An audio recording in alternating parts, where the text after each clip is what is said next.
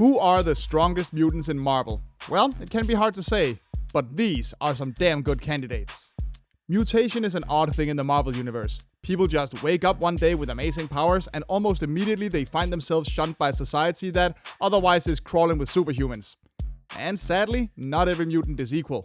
While some become traditional superheroes, others turn into strange creatures or get saddled with lame powers that might as well be handicaps. And then there are the ones that become absolutely absurdly powerful, far beyond simple concepts like superhuman. And for this video, we're gonna be taking a look at that group. There have been many huge events in mutant history, but none as big as the Decimation, also known as M-Day, when the Scarlet Witch depowered almost every mutant on Earth. However, while the world was still recovering from this disaster, a baby girl was born with so much mutant energy that Cerebra exploded once it detected her. Seeing the baby as a kind of mutant messiah, the future mutant Cable took her back to his time and named her Hope, in light of the new generation of mutants that she represented. And eventually, Hope was brought back to modern day to take part in the rise of the new wave of mutants that began with her. Fitting for a character who's meant to represent the new generation of mutants, Hope doesn't have an awful lot of power on her own. Rather, her very presence can amplify the mutant powers of those around her, which she in turn can mimic as long as they stay close to her. Depending on the team she's a part of, this makes both her and her allies immensely powerful. It's also a large reason why she became a member of the team called the Five, whose various powers of healing, resurrection, reality and time manipulation meant that they were tasked with bringing as many dead mutants back to life as possible. Hope indeed. Born in the dystopian Age of Apocalypse, Bishop had a rough life, but eventually became a front figure for the Xavier security enforcers, who fought to keep Xavier's dream of mutant and human cooperation and harmony alive in the future. But Bishop is way more than just a grizzled combat veteran. He also has energy absorption and manipulation powers that can really put the heat on his enemies. Whatever kind of energy you throw at him, be it energy rays, fire, psionic energy, you name it, Bishop is able to absorb and store it in his body, and use it in a variety of ways. For one, absorbing energy increases his physical prowess, making him potentially nigh unstoppable. And if he needs to, he can fire all of that energy straight back in your face, even more potent than before, or even convert it to a different type of energy altogether. All of this makes Bishop incredibly difficult to take down, and more than capable of giving a beating to enemies that seem like they should be far out of his league. And since we've already brought up the Age of Apocalypse, why not focus on Scott Summers' son, Nathan Summers, better known as Cable? Or was that Nathaniel Gray? Or Strife? Screw it, let's cover all three. The original Cable was the son of Scott Summers and Madeline Pryor, who was sent off to the future in hopes of curing him of a technovirus that he had been infected with. Sadly, he ended up in the Age of Apocalypse and eventually went right back in time to try and prevent it from happening. While he does have great telekinetic and telepathic abilities that he inherited from his mother, the robot arm and eye that Cable got from the technovirus kinda put a lid on those powers. But not on his alternate universe counterpart Nathaniel Gray, known as X-Man, who was created by Mr. Sinister through splicing Jean Grey and Scott Summers' DNA. This version never had the technovirus at all, allowing him to grow into the powerful telepath that he had the potential to be. And then there's Strife, an Apocalypse-created clone of Cable meant to become his next host body. He also wasn't affected by the technovirus and has even more precise control of his powers than Nathaniel does. My point is that no matter what reality we're talking about or how many times he gets cloned, Cable remains a telepathic powerhouse. And even when not, well, I mean, he's got a lot of guns. And pouches. And gun pouches. You know you're powerful when a whole tribe treats you like a goddess. That's what happened to Ororo Monroe before she was found by Charles Xavier and became Storm, one of the most prominent X-Men of all time. But honestly, that's not so strange, considering she can literally control the weather. As cool as it is to see this weather witch toss enemies around or zap them with the occasional lightning bolt, Ororo's weather manipulation power stretch far beyond that. As an Omega level mutant, Storm's potential power level is difficult to calculate, but it truly is massive. Do you need the temperature to rise? Done. Is it too humid? She's on it. Need a literal natural disaster to completely lay waste to your enemies? Well, Storm can whip up some hurricanes or blizzards in a heartbeat. However, it does have limits. Not only does she need to keep her feelings in check lest she affect the weather by accident, her body can also give out from the stress. And finally, she does need to keep the weather balance of the world in mind. Sure, she can make it rain over here, but she needs to get all that moisture from somewhere else. Without these limits, Storm would be absolutely terrifying. Iceman spent a long time on the X-Men as the goofy kid clown on the team. Hell, he actually thought of himself as just the guy who throws snowballs. But as recent years have taught us, Iceman can actually be terrifying if he chooses to. His mastery of cold and ice extends far beyond just throwing the occasional icicle. If he wanted to, he could more or less instantly lower an opponent's body temperature or even freeze their brains on the spot. And then there's his ability to create ice constructs. Not only can he make just about anything out of ice, well beyond those ramps he likes to skate around on, he's actually capable of creating sentient ice creatures from it to help him in combat. He can also recreate parts of his body from ambient moisture in the air, which is an ability that has been proven to render him practically immortal.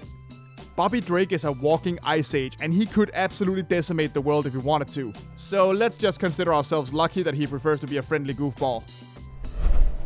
Sometimes great powers go to people that probably really shouldn't have them. I mean, just take a look at the textbook entitled Brat, Quentin Quire. So proud of his Omega level telepathic abilities that he called himself Kid Omega, Quentin quickly established himself as a top dog of Xavier's school. He even managed to rally many other students against Xavier's beliefs of harmony between humans and mutants at one point. Unfortunately, he actually does have the strength to back his attitude up. In terms of raw telepathic power, he is almost only surpassed by Jean Grey, and aside from the usual package of mental abilities, he can use his psionic energy to create weapons in the physical world. He's especially fond of shaping it into a shotgun, while still attending school. Oh yeah, this kid is a charmer. Add the fact that a future version of him becomes a host for the Phoenix Force, and you just might find yourself thinking twice before you decide to make fun of that pink mohawk of his. Now, before you rip off my head for this entry, let me just say that there are a lot of mutants who have the potential to be incredibly powerful, but are hindered by various other factors. And one great example of this is Legion. When Charles Xavier woke a woman named Gabrielle Haller from a catatonic state when he was in Israel, he started a romance with her. However, he was unaware that she had become pregnant shortly before he left for the United States, after which she birthed their son David. When the two of them were living in Paris, David's stepfather Daniel was murdered, which awakened David's powers and allowed him to violently retaliate, which completely shattered his mind. You see, David has the power of spontaneous mutation, which basically means that he's constantly getting new superpowers. However, due to his dissociative identity disorder, every time he gets a new power, a personality is created who is in charge of that power. And that means that, usually, David is only using one of his powers at a time. In some extreme situations, he has been able to combine them, and he does seem to have gained better control over time. But Lord only knows just how powerful he may become in the future. Okay, nobody doubts that the X-Men's longest standing and most famous villain Magneto is immensely powerful. After all, he's shown it time and time again in comics, cartoons, movies, and video games. But most people still think of his power as just being able to bend metal, and as impressive as we've seen that be, it doesn't even begin to scratch the surface. Never mind things like controlling bullets or messing with the metals in your blood. Magneto is the master of all magnetism, including the electromagnetic fields all over Earth. In some instances, more evil alternate universe versions of him have managed to do things like reverse the polarities of Earth, causing global natural disasters as a result, with barely a damn thing anyone could even really do about it. Technically speaking, Magneto might not actually be an Omega level mutant, but he is damn creative with his power, and he can do some really incredible stuff with it when he sets his mind to it. Come on now, you knew Jean had to be on here. She's certainly come a long way from being Marvel Girl, the telekinetic member of the original X-Men who could maybe throw a rock every now and then. In fact, the much more experienced Charles Xavier had actually suppressed her abilities when she was young, so he could gradually have her relearn it, out of fear of what someone so young would do if they were given that much power right out of the gate. And that's to say nothing of whenever she's serving as a vessel for the Phoenix Force. Curiously, when the original Five's teenage self were brought into normal present day, the younger Jean started to develop new abilities that our main Jean has never had, such as transforming her body into pure psychokinetic energy. In other words, there may still be a slew of abilities swimming around in Jean's powerful brain that she just hasn't gotten around to developing yet. Now there's a frightening thought.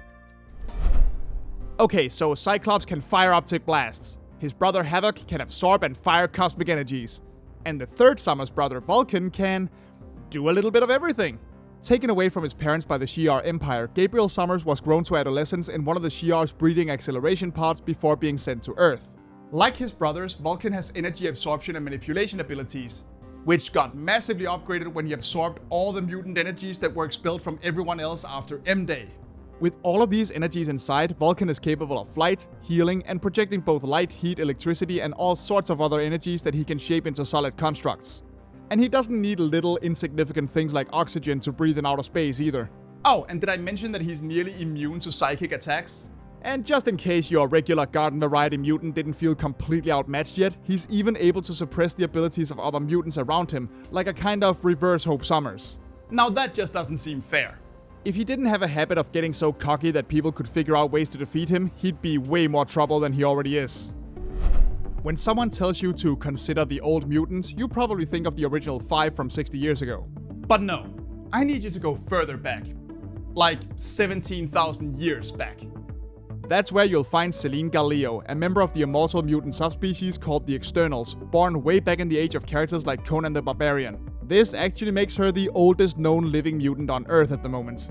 And while the power to absorb and manipulate energy sounds like old hat by now, it's the kind of energy she can do this with that changes the game. Because the kind of energy that Selene absorbs is life force.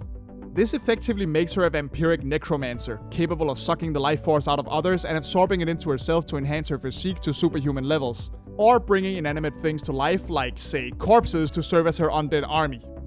And then there's her psychic abilities. And her ability to fly. Or create fire. Or manipulate the dark force. Or the fact that she's so good at magic that she was a candidate for Sorcerer Supreme at one point. Like, do I need to keep going? By all accounts, Selene is an ultimate evil fantasy queen archetype and one of the hardest mutants to defeat.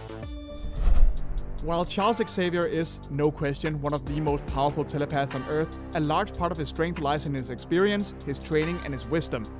In terms of raw power, he can be matched. When he's keeping that mind of his in check anyway. And when he isn't, that's when we get creatures like Onslaught. Having merged a bit of Magneto's psyche with his own and suffered many defeats over a long period of time, Charles Xavier snapped one day and ended up creating a second evil personality called Onslaught that took physical form. Now that he was free, Onslaught made it his mission to absorb as much mutant power as possible so he could decimate absolutely everything. Now I could sit here and list all of Onslaught's powers that he borrows from Charles and Magneto, but there wouldn't really be a point, because all I need to say is that he managed to do one thing that very, very few villains have ever done. He defeated the majority of Earth's superheroes. They only came back because the absurdly powerful Franklin Richards, son of Reed Richards and Susan Storm, created a pocket dimension for them to live in until he brought them back. And for the record, Franklin would have been on this list himself if it hadn't turned out that he's not actually really a mutant. Anyway, Onslaught is basically some kid's all-powerful mutant OC, for better or for worse. But whether you like him or not, you can't deny how incredibly powerful he is. Man, if the M in Mr. M didn't stand for Mercator, I'd bet it stood for Mysterious. Mr. M was one of the few mutants lucky enough to keep his powers after the decimation, and up until that point, he'd mostly stuck to himself and lived a quiet life. Which is impressive considering his power of matter manipulation. Being able to alter molecules as he wants make Mr. M nearly omnipotent, and he's capable of doing things like healing people, transforming people, turning off superpowers, flying, creating force fields, going through walls, creating life, and also fixing people's household appliances, which is how he made a living before getting caught up in all this X-Men stuff. But even then, I've barely scratched the surface of the things Mr. M can do. Thankfully, he'd rather just keep to himself and doesn't really want to be part of any major conflicts. And he is still an old man, so it is possible to get the drop on him. It just won't keep him down for very long. And if you do get him to put up a fight, then oh boy, good luck. You're gonna be up to your eyeballs in trouble. Jamie Braddock, better known as the Monarch, may not have outright god-level power, but he does come pretty freaking close. Now, it's true that there are several Marvel characters who can alter reality, but very few of them are quite as cuckoo for Cocoa Puffs as Jamie is. Already a pretty bad dude involved in all sorts of criminal activities, the villainous older brother of Captain Britain went mad after being tortured by one of his enemies and had his mutant ability to warp reality to his liking awakened. Calling himself Monarch and fancying himself some kind of medieval king, his otherwise immense power is limited by a childish fantasy outlook on the world, which he just sees as a fun dream he's having. Still, he's not to be trifled with, considering he can see the strings of reality and pull them as he pleases, making him able to do things like create portals, transform people into various substances, grant others superpowers, and even resurrect dead family members. Really, if it weren't for his strange state of mind, he'd basically be an actual god. And since we've already talked about the externals, you had to know that this guy was coming. That's right, it's the big cheese himself, Apocalypse. You know you're a badass when a whole bad future in the comics is named after you. you're behind even more bad futures in other timelines, and you get to play the main villain to the entire population of mutants in a movie. The dude's a big deal. What can I say? Born in Sabanua thousands of years ago in ancient Egypt, Apocalypse has the ability to control every single molecule in his body, essentially making him able to change everything about himself on a whim. Shapeshifting, changing size, regenerating, adapting to every conceivable disease and environment. Physically, there's basically nothing Apocalypse can't do. And even if his body should somehow falter, he's capable of transferring his consciousness into somebody else to serve as a host body, taking all of his previously existing abilities with him. And unlike many of the other godlike mutants we've mentioned so far, Apocalypse has no true limitations to his power, or even any very easily exploitable personality flaws that makes him easier to take down.